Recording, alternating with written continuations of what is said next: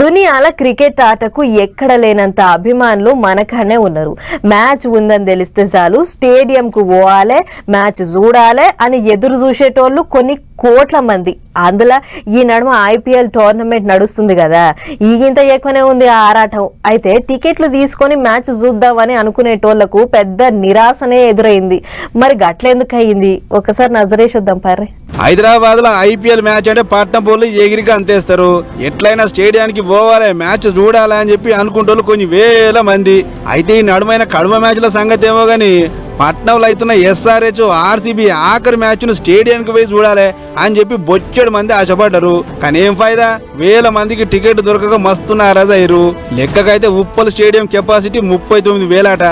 అందులో VVIPలు VIPలు అధికారులకు ఇచ్చే కాంప్లిమెంటరీ పాసులు అన్ని పోగా ఇంకో 32,000 టికెట్లు జనాలకు అమ్మాలి, అది గిన ఆన్లైన్లా.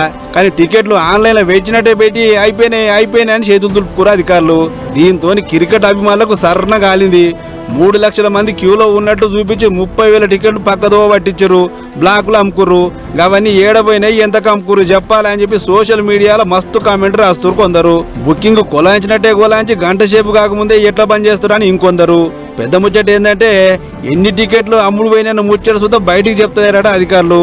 దీంతో రచ్చం మరింత పెరిగింది. ఇది ఇట్లుంటే స్టేడియం కాడ ఎవరో బయట నిలబడి బ్లాక్లో టికెట్లు అమ్మిండట.